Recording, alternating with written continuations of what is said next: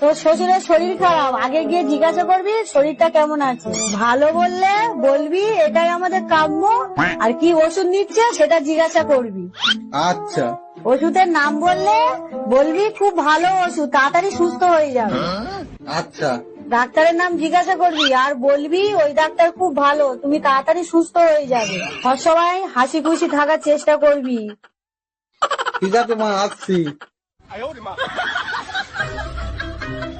দুর্গা দুর্গা, সাবধানে যাস।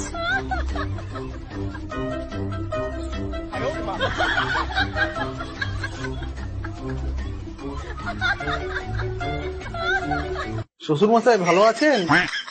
আর বাঁচার ইচ্ছা নেই বাবা, মরলেই বাঁচি।